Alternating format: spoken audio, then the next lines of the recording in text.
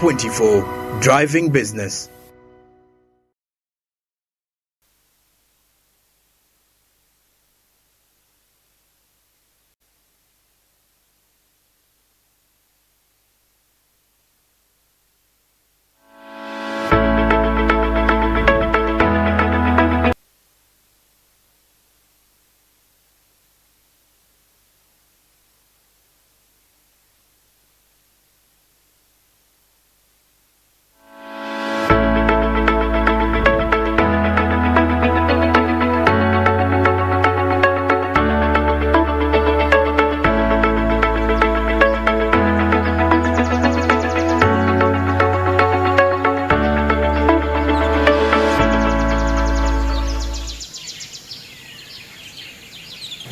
A very good morning to you, laborers of the nation. Yesterday is the 1st of May. The month is here, and of course it's set on a good note and a public holiday. More time for you to rest and think about last month and how you're going to get into the next month tomorrow, which is going to be on a Thursday. Well, my name is Masa Katsimi, and welcome to Smart Men's Business here, Smart 24 TV. We're located at plot 42 Nile Avenue. You can catch us anytime of any day. We are always available for you, talking business. All right. Well, today we're going to be looking at Labor Day, looking at the history, how we've progressed as a nation. Yeah, everyone is a laborer, whether you're doing business, whether you're a civil servant, yeah, you are a laborer. Whether you're into agriculture, you labor. You work, okay? Yeah, I should say it's Workers' Day or something like that, okay? So today's Labor Day celebrations are slated.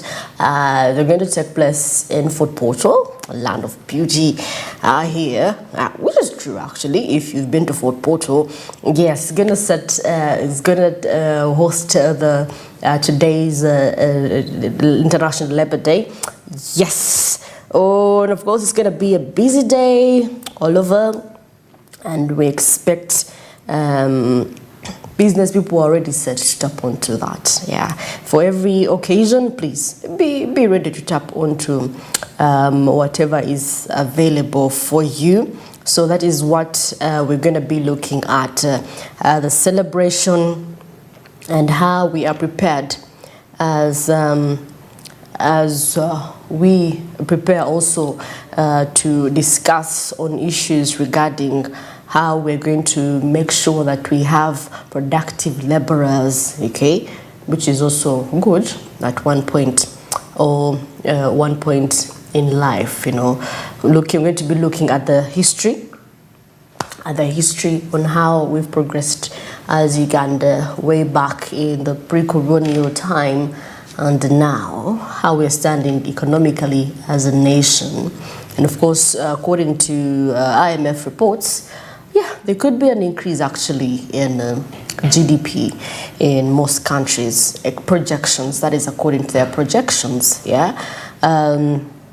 So in this case, as we prepare to actually meet in Fort Portal, we have to. It's a land of beautiful places, and of course we hope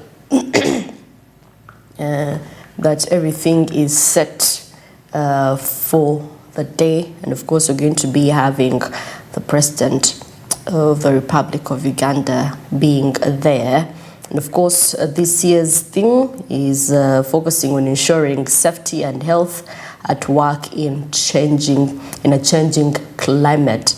Ensuring safety and health at work in changing climate. Now, you must be thinking, okay, what is this? What does this mean? You know, at the end of the day, actually, do you know the reason as to why at some point they, ask for insurance, you have to be insured? It's for your health, for your health purposes. But no, let's discuss this actually. If you're an organization and there is no time in a year that you sit down and think through your employees and or maybe give them a leave, someone works January to December, yeah. And even if they lost a loved one, they have to write reports, and then you give them one day, and just imagine their home place is in Karamoja. How long is it going to take? We have to be considerate and think about the employees that we have, okay? They are human. They also deserve holidays, once in a while. Give them a holiday, a break. Weekend is not enough, actually, for some people. Some people need like a month or weeks or a week. A week could do. So once in a while, please, give your employees a break, a leave for a week, so that they can rethink and look at ways on how they can actually get back on track. It's quite devastating for a person to work year in, year out, and they don't get to see their family or their friends. They're always busy, so it's exhausting. Talking about mental health, actually. You're talking about mental health. It is exhausting mentally, psychologically. You need a break. And safety. How safe are your laborers if they're working in a mining? How safe are? Do they have the right requirements to be? If they're working in a manufacturing plant, do they have the required PPE? Those protection. Garments, are they safe? Are they safe? Okay. So there are also safety standards, for every working place, mostly those that are into that very sector, in any sector that there is,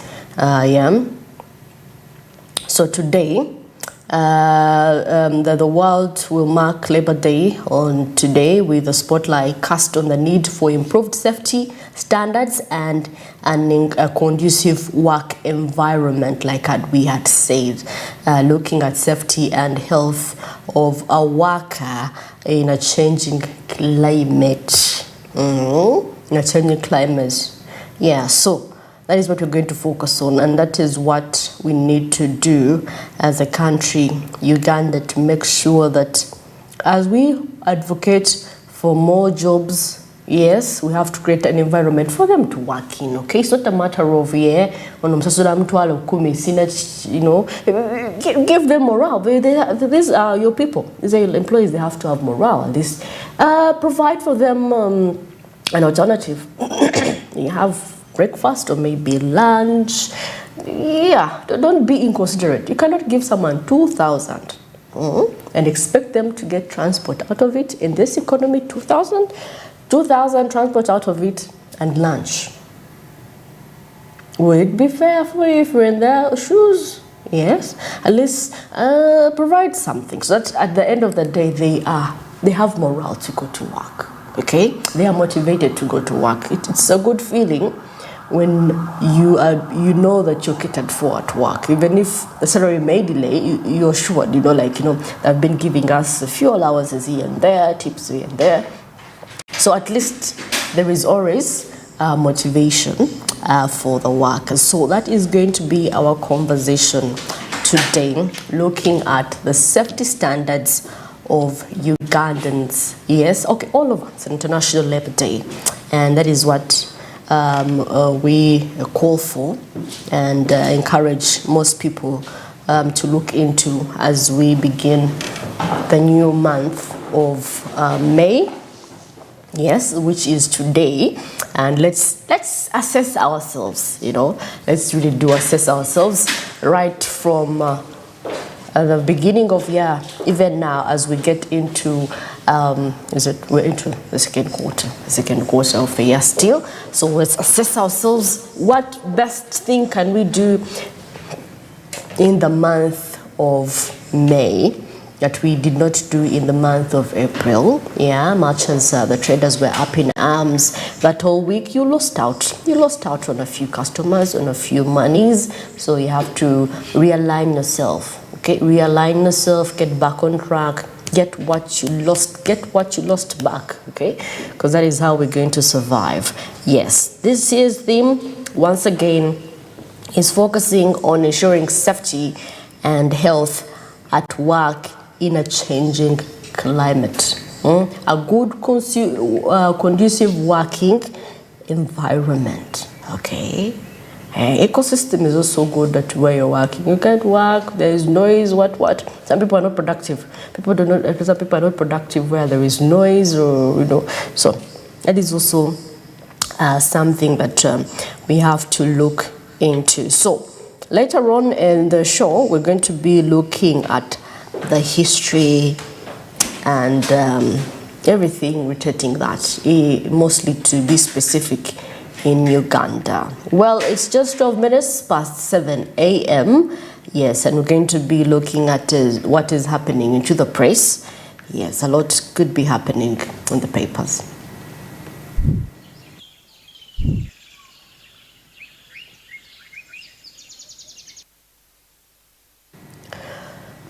Well, happening around the world, today being the 1st of May, a lot of the business fraternity in Footportal is really ready.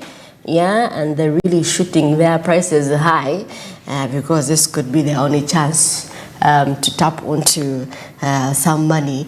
Yeah, and of course, Museveni sends out teams to evaluate the PDM program. Yes, and of course, he actually was advocating for this program to be embraced, when he was in Acholi last week. Now, President Museveni has embarked on the monitoring process of the parish development model funds in order to eliminate irregularities in the system. Well, before you send out someone, you also have to find out their history.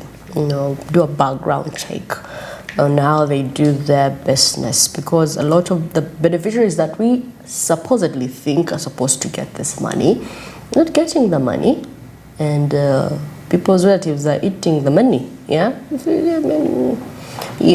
so that has to be looked into. We have to prioritize the people that are really in need of these finances, mostly the vulnerable, looking at the women, looking at the youth. Yeah, those are the ones that we really tend to focus on, because for us as Uganda, those are one of the vulnerable groups that we have around. Good morning, Andrew. Good morning. Yes, what do we have there? Of course, taking a look here at the Parliament, which slams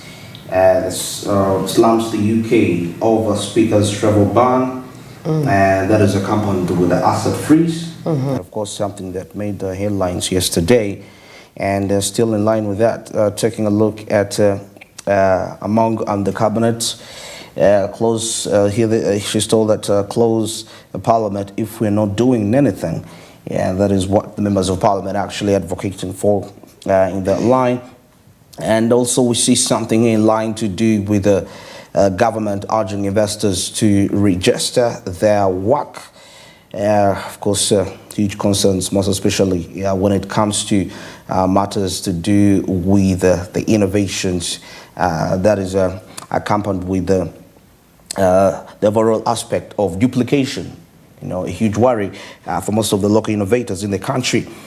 And of course, taking a look at the coffee farmers who are all smiles over that is the rising prices. So that means they'll be selling their coffee at a price that is quite friendly.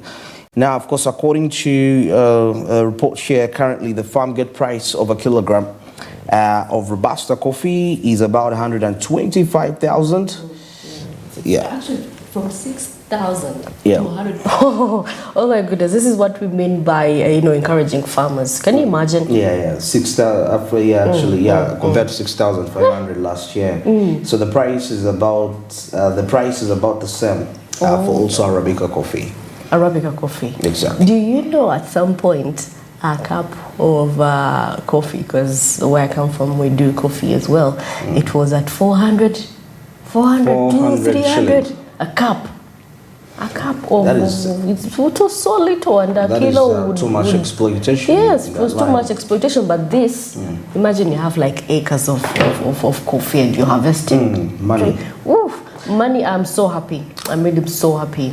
So they have to work so hard to add value, make sure that they clean their bins so well.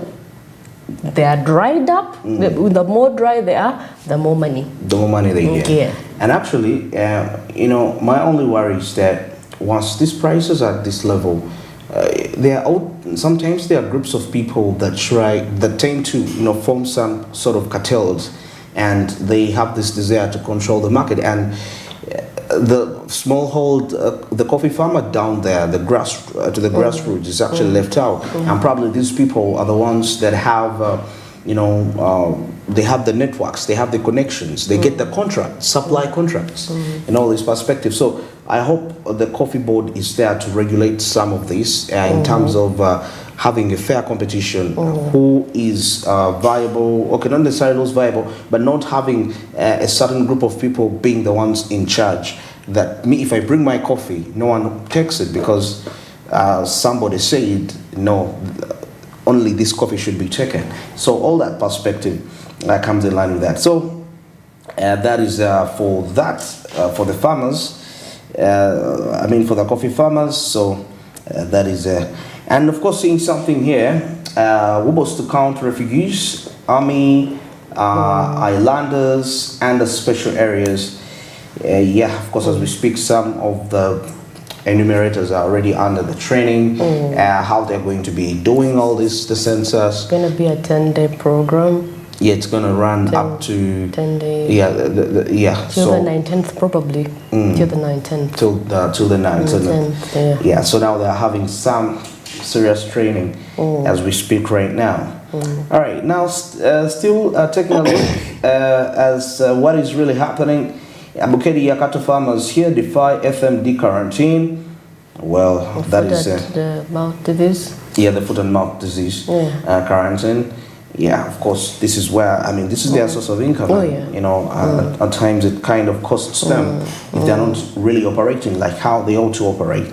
Now, of course, take a look at experts to government. They advise the government to raise awareness on matching blood types. Yeah. People do not know their blood types actually.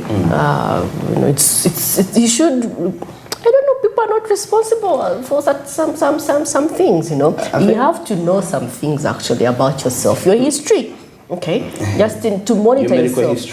History. You cannot be in a family that has diabetes and you're there living a reckless life. You have to monitor yourself, go for regular checkups, to make sure that you do not be, cut short of life due to a certain disease which you could have regulated. Yeah, absolutely right. You're very right on that. Actually, the whole responsibility comes back to you as an individual to find out, and many don't really know exactly where they fall, and that is costly because if you don't find out now and you get complications later on, these are complications that are quite expensive because we are dealing with a biological issue here. We are looking at you are into maybe an accident and they have to draw blood. You just tell them blood they just exactly. It's much more easy to create a match. Yes, it's much more easy. And of course, the president of Uganda was in Kenya, and of course, he was speaking in Nairobi. He said that there is no growth in Africa because growth factors like private sector-led growth are not funded. That is what he said. That is what the president said. Okay. He's a Pan-Africanist. It's all about Africa. He doesn't believe Africa all the time.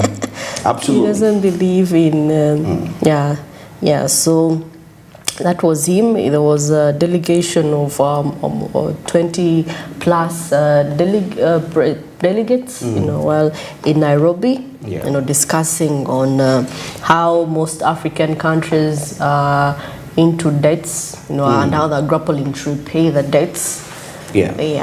So but of course, the dates it's the problem of the countries because most of those dates are obtained to obtain liabilities for those countries, and those liabilities, of course, come back to a few state players. So definitely that has to cost the economy of the country at the expense of a few people in that line.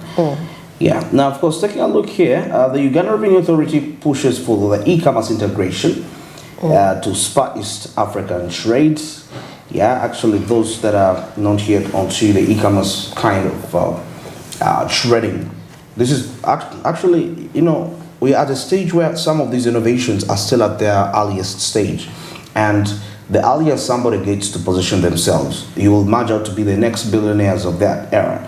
of this era. That is, if adapted so far. So e-commerce is one of these perspectives, and the Ghana Revenue Authority is definitely pushing for the e-commerce integration to spur the East African trade. And well, that is it from now, exactly 22 minutes past 7. We'll take a break, and of course, returning shortly with Caribou, East Africa, and the international updates. Stick around.